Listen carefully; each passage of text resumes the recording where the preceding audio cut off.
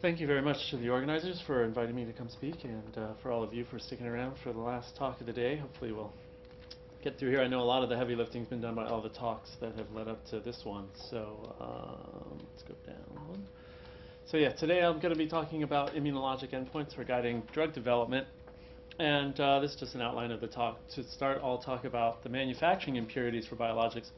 And I know the title might be a little ambiguous based on all the other talks today about immunologic endpoints, but what I really want to focus on is helping the CMC colleagues develop their processes in reducing the amount of impurities that wind up in the product that can also affect immunogenicity outside of the primary sequence that a lot of the discussions have gone around today.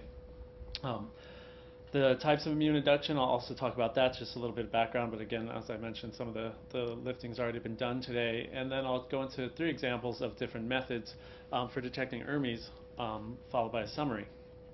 An IIRMI is a new word I discovered this year, which is a new word for an old compound, which also known as PAMPs or pyrogens. There's a lot of different words for these now, but they're now, in this context, the innate immune response modulating impurities, as the FDA has agreed to use this terminology as well. I think it was defined by, in this paper by Verthily and Wang in 2010. But it's basically, it's a PAMP in the context of a biologic drug instead of in the context of an infection. And in their new draft guidelines, the FDA has actually called these out and said that people should be tailoring the relevant cell substrates and using immunologic assays to measure for these if they're needed, basically. And one point that I call out here is that the assays to detect them should be used at the clinically relevant dose. So if you're detecting something that's way too sensitive, you might be basically looking at a false positive that you don't need to worry about. And if you're not testing your drug at a high enough concentration, then the FDA might call you out and want you to redo the assay at the relevant concentration that will be used in the clinic. So as we mostly know, biologics manufacturing involves a series of complex steps that could introduce a lot of different problems in the final product. The host cell choice obviously makes a big difference in what could come out of the column at the end, and different modification reactions that come either during or after the purification can also drive these co-purifying impurities. Finally, after the fill, you can have conditions and formulation that can affect what happens to the product afterwards in the form of aggregate generation, for example, or deamidation. Some of these are listed here. Also, the post-translation modification can include things like glycosylation and cleavage reactions, either intended or non-intended reactions. I think you either want them to go to completion, obviously, if they're intended, and to prevent them if they're not. Pegylation and other post-translational modifications could affect the impurity, the introduction of impurities, or maybe introduce co-purifying impurities that wouldn't be there otherwise. So just to be clear, I know we've talked a lot about adaptive immune responses, but just some of the characteristics of the innate immune response that I'm really focusing on in detecting here. The response time for innate in the body is the hours and not the days, and it happens very quickly. Things like broad patterns in pathogens and in foreign microorganisms are recognized rather than the antigenic specificity found in the adaptive immune response. Upon repeat exposure with these, generally the host has the same response rather than a memory response, which is seen with the rapid secondary mobilization of the adaptive immune response. The triggers, as I mentioned, these have different names now. Either PAMPs or IIRMIs, and whereas the adaptive response, these are just non-self antigens, unless of course it's autoimmune or where it's a self antigen that's broken tolerance. And the receptors for the different types of innate or adaptive immunity are generally considered PRRs, pattern recognition receptors, which are the toll-like receptors, which have been mentioned before. There's also other classes, the Rig-like receptors or the C-lectin type receptors. There's also NOD-like receptors. So these continue to be recognized and are probably responsible for recognizing things like aggregates that don't have necessarily an antigen-specific response. So just so we're all on the same page about the mechanism, this is just a little cartoon showing what TLR response looks like. There's 10 that are known in humans currently, plus all the other LRs I mentioned. These are the first responders biologically. As you probably know, bacteria is covered with things like LPS. This is detected by TLRs, which leads to translocation of transcription factors to the nucleus, which then leads to an inflammation, cytokines, which lead to the inflammatory response. And these are generally soluble factors rather than the cell-to-cell interactions that are common with T-cell responses of the adaptive arm. So some of these concepts then, kind of to bring it all together before I go into the assays that we use to detect some of these, are the whether or not we need to think about the mechanism and function of the product, whether there are being T-cell epitopes in the product we're developing, whether immune complexes might be activated with ADA and drug complexes, obviously aggregates, which have been discussed today already, and innate and adaptive immune responses. And lastly, the in vivo tolerability. Obviously, we're going into in IND-enabling studies. There's always a tolerability, and you don't want to go into that if you could pick up some impurities beforehand while you're developing the manufacturing process. So some of the characteristics to weigh on these, on developing these assays is, like I mentioned before, whether the sensitivity and is appropriate, and whether your analyte detection levels are appropriate. Then both the sensitivity of the drug that you're testing, as well as the analytes that are coming out of the assay, whether you can design in the appropriate positive controls.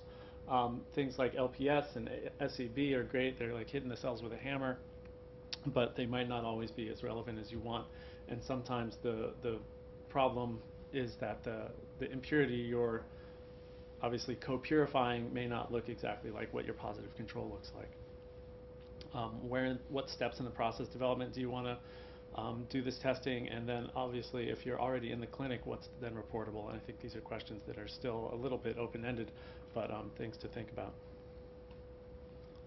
So as I mentioned, I'm going to go through 3 example methods we've been working with at Allergan. The THP is a monocyte. That's a monocytic cell line, excuse me. It's not exactly a monocyte. And a TLR reporter cell lines, as well as the PBMC stimulation assay.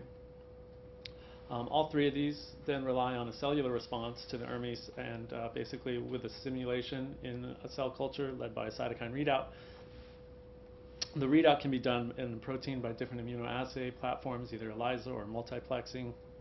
You could also look at gene expression by reporter genes, is the next step upstream.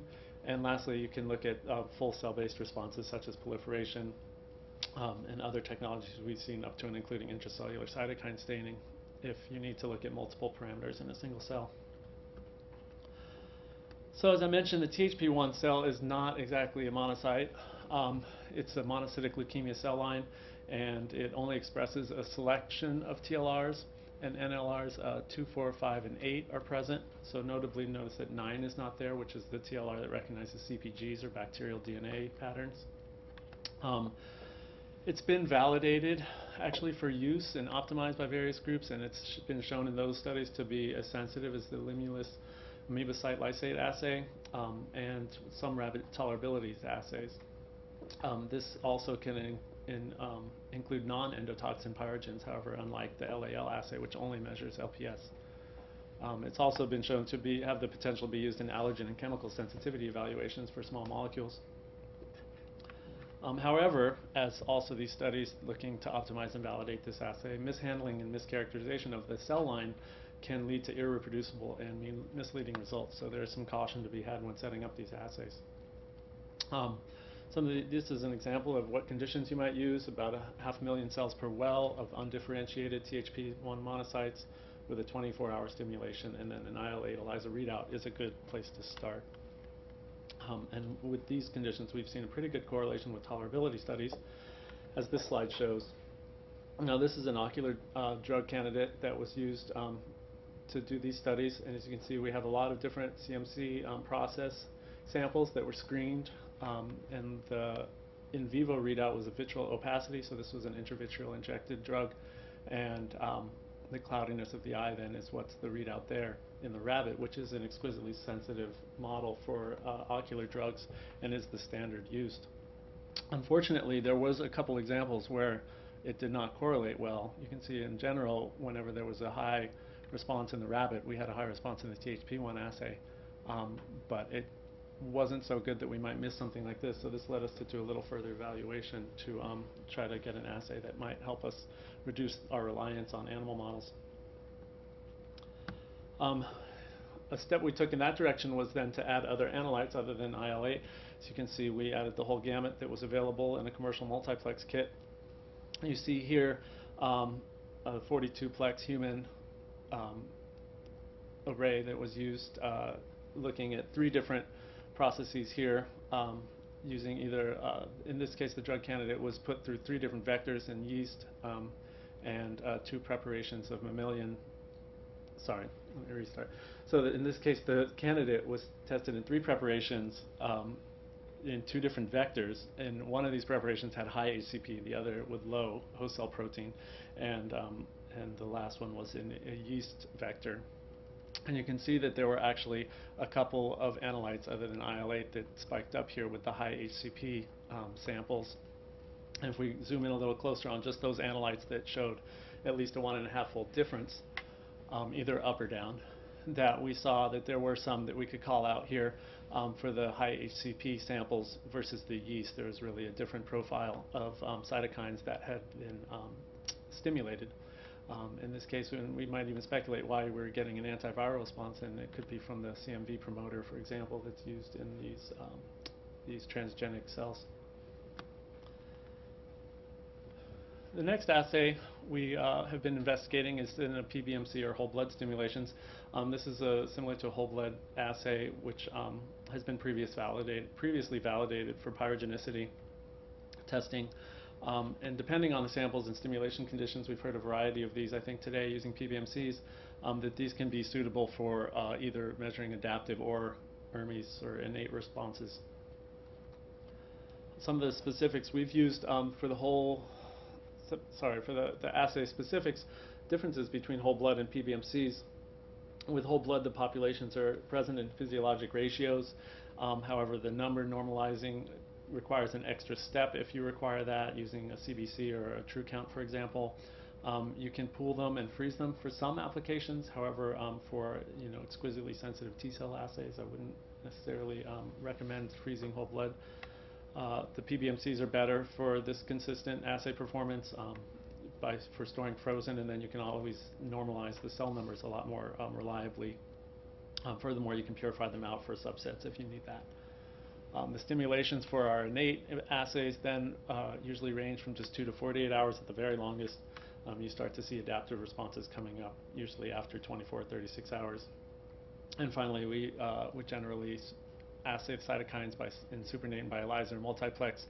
If you want to do ICS or cell surface markers by FACS, you have to introduce cytokine secretion blockers, for example.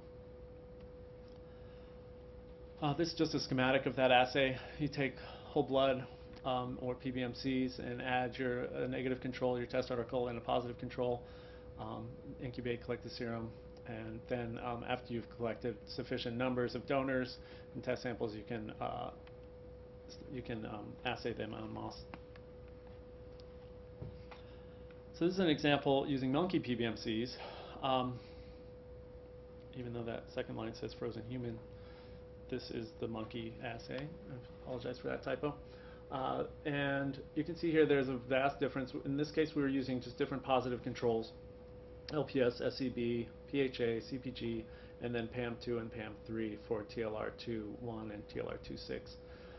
As you can see, there's a vast difference in the types of responses, although overall, in the pro-inflammatory, for example, there's a lot of overlap for some of these ligands. The CPG generally stands out as a little different, with different magnitude of response, at least. And the PHA is one that will give a really robust response in a lot of the adaptive and pro-inflammatory responses in the monkey. When compared with human, however, these same stimuli showed a slightly different response For one, the human kit only had these extra analytes that weren't available in the cynomolgus monkey kit. Um, but one thing that is interesting to call out is how much more PHA really does stimulate the human versus the monkey, and I think this, especially in the adaptive response. And again, this is only using this is a very robust positive control, so it may not be as relevant to testing the drug candidate preparation, but it supports the adage that I've heard that monkeys tend to underreport while rabbits tend to overreport impurities. So using the PBMC assay then to screen different preparations, in this case I'm just calling out 4 different cytokines that we measured in a similar assay, and in this case the 4 tests were using media and then 3 different manufacturing process candidates basically. And the point here, though, although the means were not significantly different for these 4, there were significantly upregulated cytokines in a subset of donors. Actually, I take that back. So the starred are based on a student's t-test compared to the media, and so although the significant differences are due to these high outliers. And again, that kind of emphasizes the point that if you only test a few donors, you might not see the biologic variability, and you can also then maybe go in and look at the HLA types for these individuals to see if you might have a potential problem in the future with this candidate. So lastly, I'll talk about the TLR assays we've been using, and these have sensitivities comparable to the whole blood and PBMC assay. But it depends on your stimulus and your cell line, because obviously they only will report based on whatever TLR has been transfected into these cells. And for this reason, they're useful for characterizing what your contaminating IIRMI might be. So in the case of the prokaryotic host cell proteins, these are mostly useful for, I don't think they would be as helpful if you were looking at a mammalian cell line, for example. Would be TLR2, but in both combinations, TLR4, 5, and 9. So these are peptidoglycans, LPS, and other cross-reactive cell wall components. This is flagellin detecting, and TLR9, as I mentioned, is for CpGs. So in a past life, I had to transfect these in every time you wanted to do an assay, but now stable transfectants are available commercially, which makes these assays a lot easier to use on a routine basis. The one key factor is that they can give you endotoxin independent results. So if you have any contaminating endotoxin, you could see whether there might be something in addition that you need to work on in your manufacturing process. This is an example of a process optimization based on TLR analysis. You can see in this case a whole panel of TLRs was done, including some of these more antiviral TLRs, as well as the NODs, which detect other bacterial cell wall components. And in dark blue, you can see it was the before the process optimization, where we had TLR2, 4, and 5 were showing the responses. And then after optimization, we were able to eliminate this. And it turned out that flagellin was actually the primary contaminator, and this can sometimes cross-react with different cell lines. And there is some residual TLR5 expression in all of these. And so really knowing what your cell lines express is key to interpreting these results and really pinpointing what your impurity is. This is another example where we were evaluating 2 different processes in different vectors, and you can see here using either the bacterial host cell or the mammalian host cell, we really had a difference in the amount of TLR2 or TLR5 activity in this candidate. In both of these cases, the LAL testing was basically at the limit of detection. So the EUs per mil were below 0.5 EUs per mg, and so getting a little additional information to help optimize the process and make the choice of which process and vector to use was key. So just to summarize these methods, the pros and cons of the whole blood and the PBMC obviously is that the biologic translation is most applicable. These are, cells from humans that are reactive to your preparation. They're suitably sensitive. However, they're a little costly to use. Sample availability can be an issue if you don't have a pool of altruistic donors at your door. Normalizing the cells in whole blood can be a problem if you want reproducible results over and over and over again. The cell lines, the THP, both of the cell lines obviously have a greater ease of use and can be made into reproducible assays for comparability across multiple users and sites.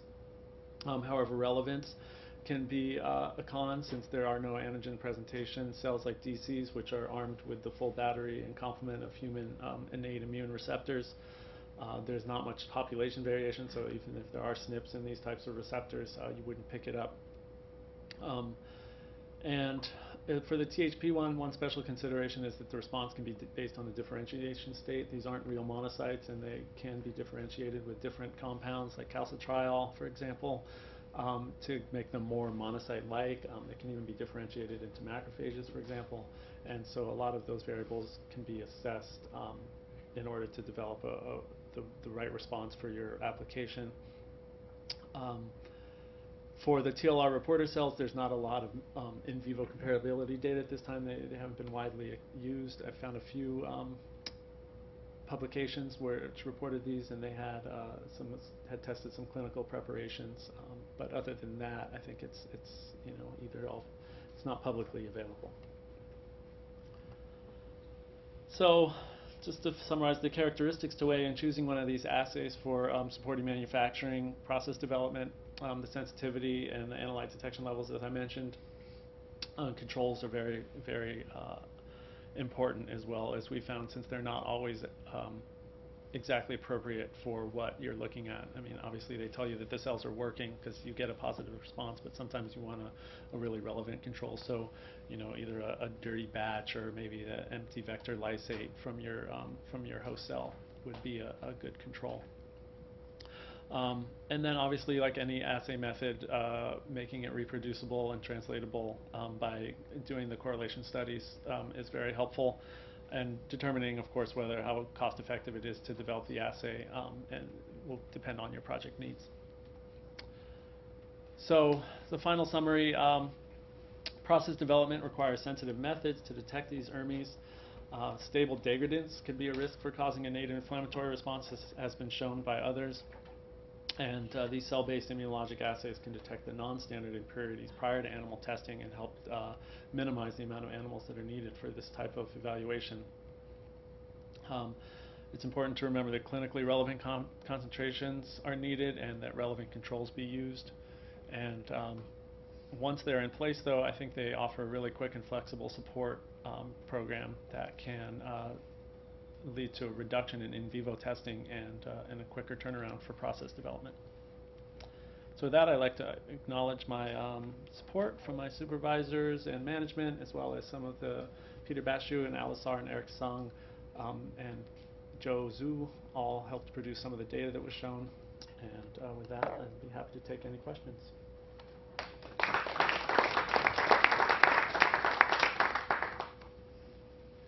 Great, thank you very much. Have you got any questions to start? All right.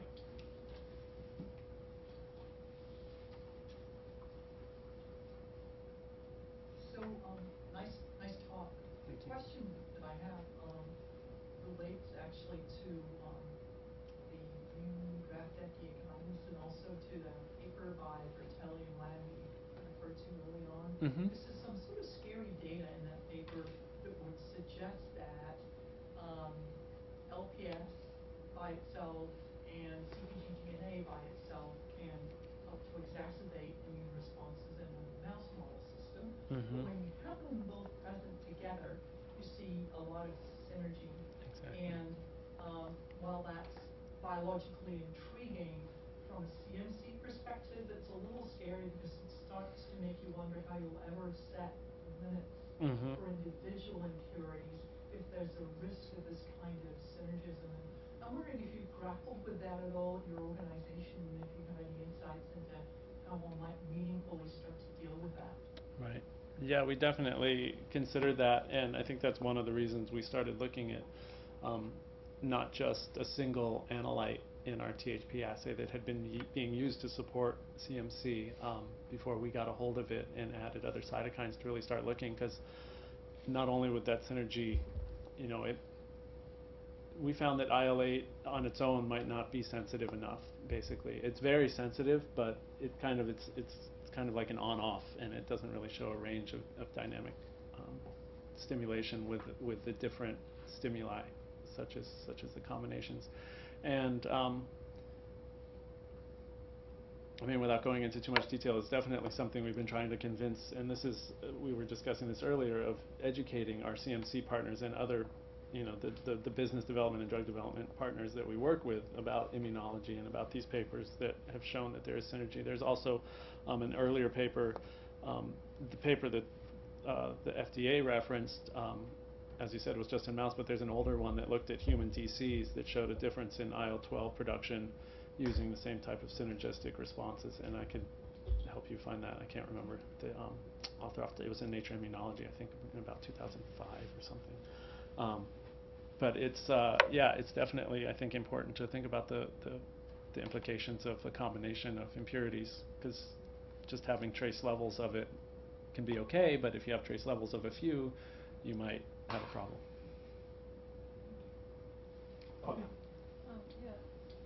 So, is this mostly relevant to microbial expression systems, or are you aware of any concerns about mammalian expression systems So that it is more relevant. So that some of the assays, such as the TLRs, are definitely more relevant to microbial. But when you get into the PBMC assays, I think is really where they could be helpful. And I think, as our colleague from Amgen showed clearly, that you can find a lot of immune responses from aggregated proteins that are made in mammalian vectors. Okay, so non-product related impurities, are you aware of anything that's come up there? Proteins or anything like that? So purification, no, I haven't, but that's not to say it couldn't happen. Yeah. I'm thinking about maybe like the viral promoter protein, for example. Yeah. Which we saw in our high HCP, we did see a response there. But that one hasn't been in the clinic, for example.